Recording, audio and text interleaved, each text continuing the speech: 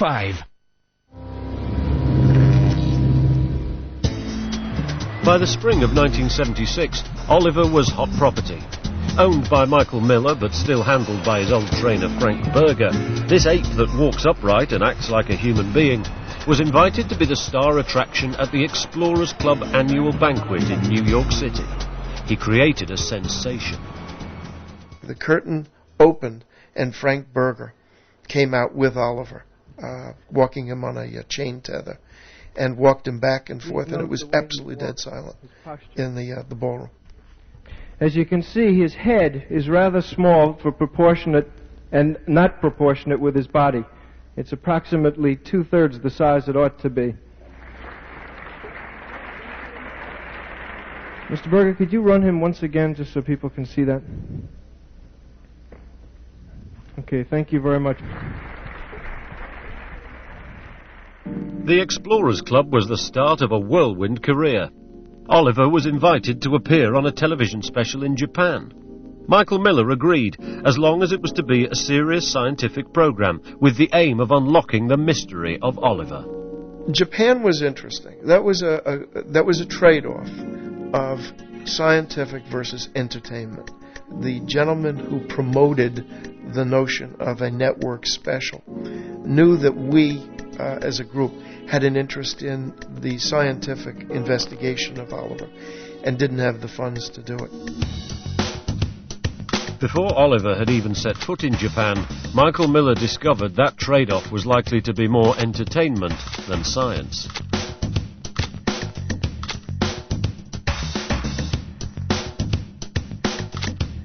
As Oliver boarded the flight, the Japanese film crew set the tone for much of what was to follow.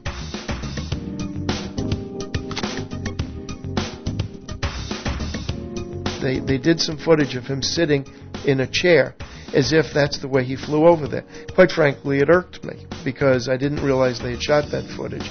And so when I looked at television, there is Oliver sitting in a seat being waited on by a stewardess. That wasn't the way it happened. He was in his cage, packed as baggage. When he arrived in Japan, the media were out in force to see him. For 3 weeks, Michael Miller and Oliver toured the country. The camera crew was keen to capture the celebrity Chimp and his supposedly celebrity lifestyle. It was obviously well known that there were these people from America traveling around with this strange creature. The word had gotten out.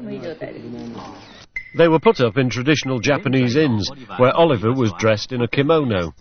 Again, all for the benefit of the cameras. By now, the whole country was talking about this mystery ape.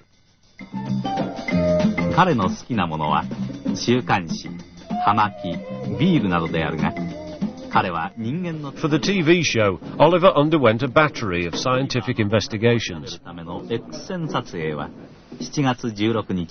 The results were presented on this television special called Oliver, Man or Ape. It's said that 26 million viewers tuned in to find out the answer. Hello, be nice. Okay. Contributing to the debate were members of the 1960s pop group The Monkees. I'm very interested to find out exactly what he is. We're here because we are also monkeys.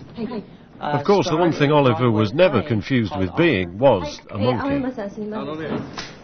In coming to Japan, Michael Miller had been promised hard scientific evidence to explain the phenomenon of Oliver. Eventually, the program moved on from the showbiz and presented its findings. One scientist did a test looking at Oliver's centre of gravity, which apparently concluded that he was more human than Chimp. But such tests could not answer the fundamental question: was he a human-chimpanzee hybrid? To do that, he had to be sedated, his blood taken, and his chromosomes counted. At last, Michael Miller was going to find out if Oliver really was a humanzee. Or so he thought. My remembrance is that there were 47 chromosomes that they found, and that the humans have 46, and the ape has 48. and that would put him right in the middle. The TV show implied that the results were far from conclusive.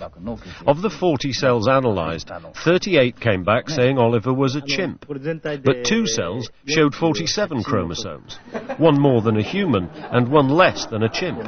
In effect, a hybrid. Japanese doctors attributed the discrepancy to human error. However, far from resolving the mystery, the TV show had simply helped hype it to fever pitch. But there was worse to come. I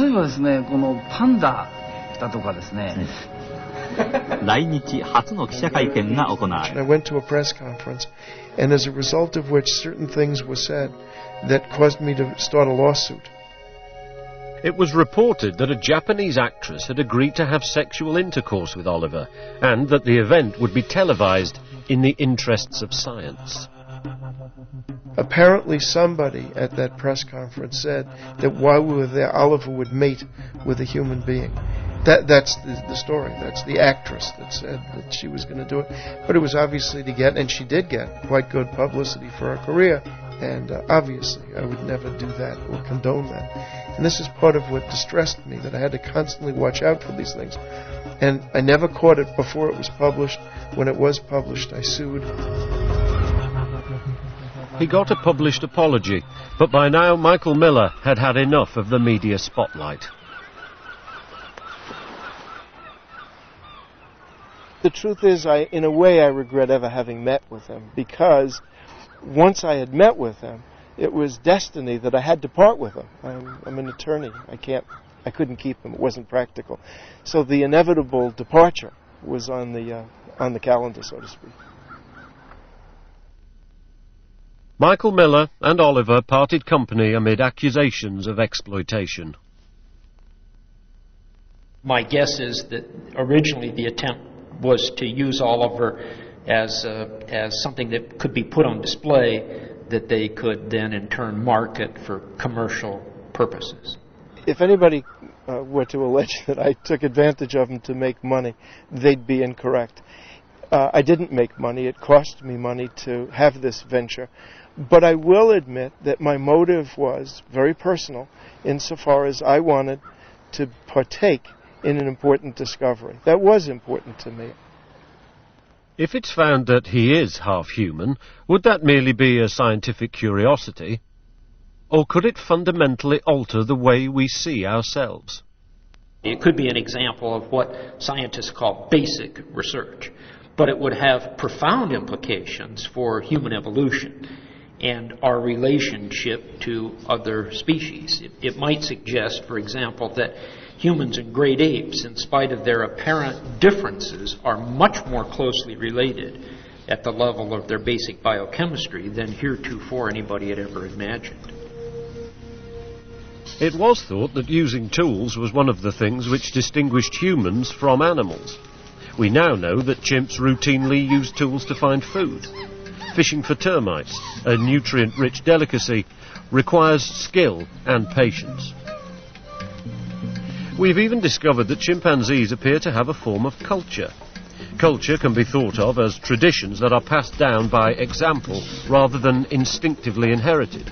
For example, in one part of Africa, chimps traditionally use a stone to crack nuts, whereas in another area they'll use wood, even though stones are available.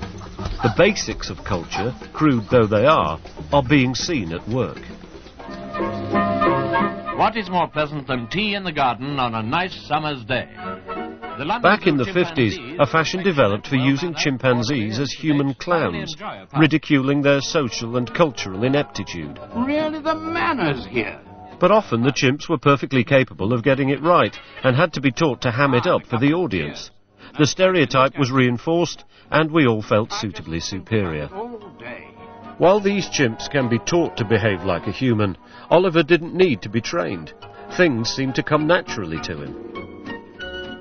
One for the putt, that's me. I remember the first time I met him, he walked over to me to shake my hand. Now, I figured, okay, that may be training.